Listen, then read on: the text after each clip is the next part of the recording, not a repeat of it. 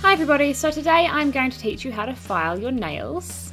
I'm going to focus on three very popular shapes, and that's almond, oval and squoval. In case you don't know, squoval's a mix of square and oval, and so it's a square look without being as sharp at the corners. So to start off with, you're going to need a file. My file is called Grey Fox and it is by EasyFlow, and it is 180 grit.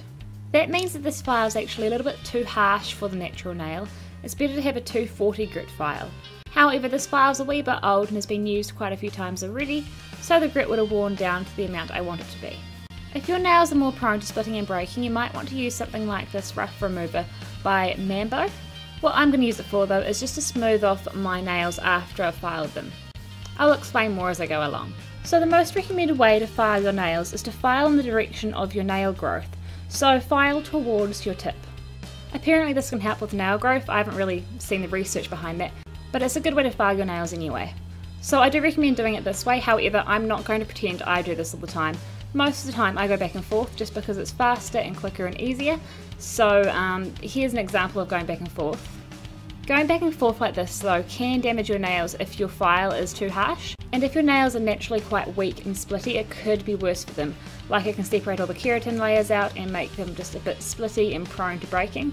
So the safest way really is to go in the direction of nail growth.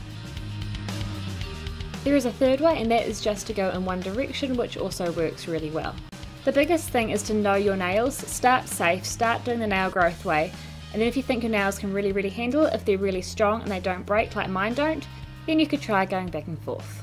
For this video I'll be using all three of these ways simply because my nails are really tough, but for you just use a file in a way that suits you. If you find this video helpful, please give me a thumbs up and subscribe to my channel, it helps me a lot, and I hope you enjoy the video. Okay, so the first thing is the way you tilt your file will change the shape of your nail. If your file is straight, you'll make a square nail. If you tilt it slightly under your nail, you'll make a squoval nail. If you tilt it more, you'll make an oval, and even more, you'll make an almond. My nails are very long and squoval at the moment, and first I'm going to change them to almond. This always looks best with longer nails, as it's hard to achieve the pointy tips with shorter ones.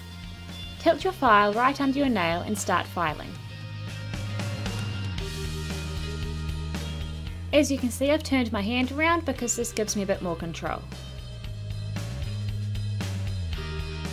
Once you've got the basic shape, you might want to file from the side walls to make it a bit more pointy. Take a step back every now and again and compare them, making sure they're all a very similar shape. Focus on the overall nail length rather than the length of the whites. This is because the whites, also known as a free edge, can start from different places on the nail bed. For example, the white on my index finger starts quite a lot lower down than the other nails. Alright, I'm going to leave my almond nails there. Although if you wanted to make them more pointy you could, I just didn't want to go too hard out because I'm filming the oval shape next. Alright, now oval. Oval is usually found on shorter nails. They aren't as pointy as almond and nowhere near as square as squoval. In this part of the video I'll also show you how to make sure that your nails match across both hands, and how to smooth off your nails after filing. Okay, so for oval you want to do the same thing as before, except this time make sure the file, while still under your nail, isn't on such a strong angle. This will make it more of a round look rather than a pointy almond. Once you're happy with the basic shape and length, use the file to make sure all the corners are nice and smooth and round.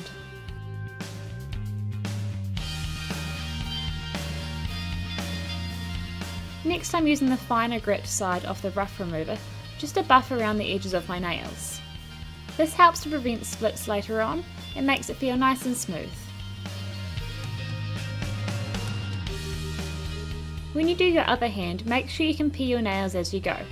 For example, here I've got my index finger of my right hand and my index finger of my left hand, and I'm just comparing them to see that they're the same length. Again, don't worry about the whites tend to be different shapes anyway, and just focus on the length and the shape. So those are my oval nails done.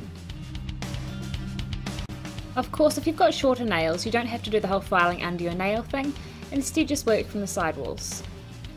Just make sure you keep looking at it from different directions though, otherwise it might end up a bit wonky and going in the wrong direction. And finally I'm going to show you how I get my squoval nails. Place your file on a slight angle so you'll still get it more squoval than square, and start filing. To get some more control and to round off the edges a little bit, turn your hand around. File alongside the sidewalls to make them nice and straight, and use the file to smooth out any corners that might be a little bit too sharp.